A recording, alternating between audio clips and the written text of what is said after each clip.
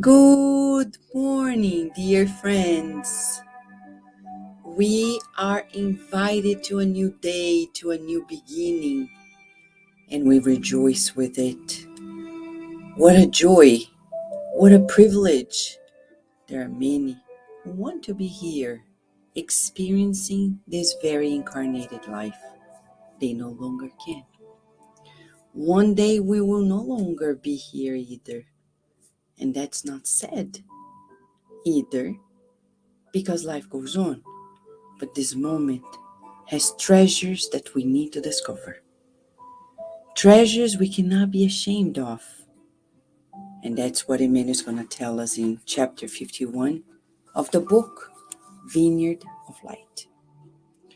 He quotes Jesus in Luke chapter 9, verse 26. For whosoever shall be ashamed of me and my words, of him shall the Son of Man be ashamed, when he shall come in his glory and in his Father's and the holy angels. What does that mean? Let us see. Emmanuel says that many apprentices are satisfied with themselves just because they have very beautiful affirmations. They congregate in great discussions, trying to convert and convince Greek and Trojans regarding their religious faith. And when they are asked about the fury in which they delight themselves, imposing their points of views onto others, they usually reply saying that it's indispensable not to be ashamed of the Master in the teachings before the crowd. However, many times the worry of preserving Christianity does not pass by as mere verbal imposition. Such defenders of the Christ forgot that above all it's indispensable not to forget the sublime principles before the tasks of each day. The life of a man is his own public confession. The conduct of each believer is his true profession of faith. Very childish for those who use the thunder of their voice and their verbiage, children of individual vanity, before the listeners who don't understand and are complacent, forgetting their needed testimonials before the Master in the works of their jobs, daily jobs, in the purifying home. So it is indispensable not to be ashamed. The apprentice of Jesus shall not be ashamed, may not be lost in these heated discussions, but to focus on more insignificant or eminently expressive opportunities, being the example of love, renunciation, and personal sacrifice, the one that the Lord demonstrated in his sublime journey. What is Emmanuel reminding us of here? First, Jesus' words. Of course, Jesus is not going to be ashamed of us. It's a force of expression, meaning you will not be coherent. Coherence is everything. Being authentic. So the question for us is it important to say? Of course, here we're talking, you and I may be using my mouth, but you're thinking and we're together in a dialogue, in a reflection. But there are times in our daily lives in which we look at a spouse that is misaligned, or our son or daughter, or a colleague, a neighbor, a friend, and then we feel the urge to say, no, no, no, no. Let's feel the urge to be. To be or not to be. Basically, that's what it is. To be. To be loving. To renounce. To be a living letter. The pressure is off of our shoulders, and it feels good. We're not here to convert anybody, to convince anyone of anything, because that's a thing that happens from within. I see people who are rebellious. They are like, you're trying to convince me, try it, because they want attention. No, we're not here to convince anybody. We're not here to do anybody's work, but our work. And Emmanuel is saying, let's do our work to love, to renounce, to understand. It's much easier. Oh, Vanessa, it's not. It is. We have no pressure to convince and to change anybody, but to transform ourselves. Let us declutter our hearts from the pressures of our battles with loved ones, and not so loved ones too. Let us declutter, love, renounce, and be divine. Shall we, friends? Let us then together pray to absorb this recommendation by the good spirits, by Jesus himself, and go on our day.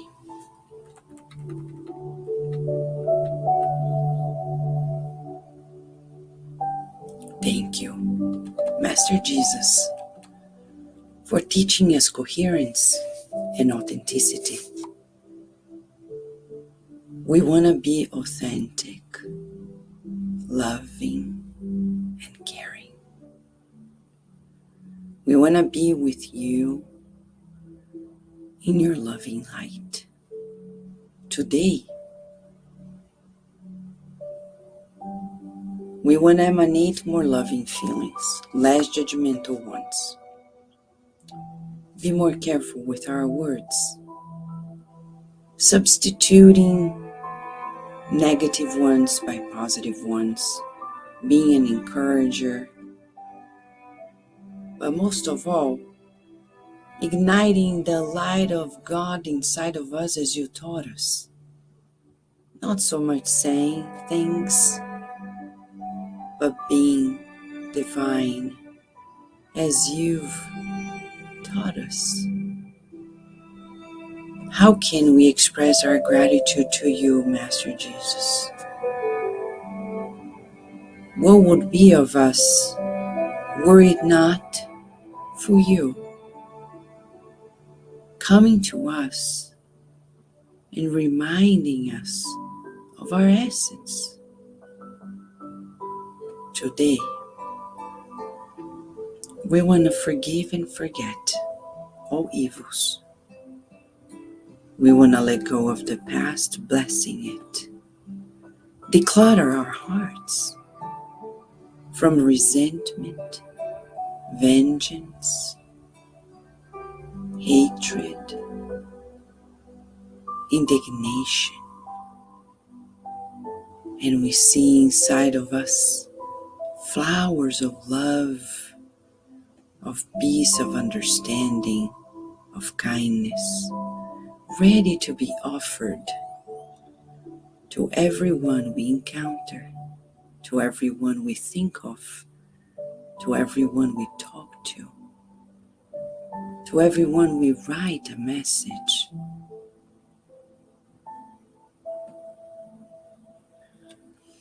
We breathe in this healing, pure air that you concede to us in this beautiful planet. We thank you for the nature that is working incessantly to sustain our lives. For every tree and every bird and every being that works day and night without noticing of their importance in the economy of life. We want to be honeybees producing honey without even noticing that it's going to nourish somebody else's soul. May we be kind to animals and plants and kind to one another at human level. And every day, all the time, look up, connecting with you and your messengers, feeling their loving presence at this moment, emanating, renewing energies, rebalancing ourselves, inviting us to a new beginning within us. May everyone who is in this circle of prayer feel the presence of the spirit doctors, the therapists. May everyone who has their name in the book of prayer at the Spirit of Virginia Incarcerated feel the presence of the doctors, nurses, and therapists who are coming their way to help them in their very needs. Thank you. Dear Master, Governor of our beautiful planet, count on us, and so be it.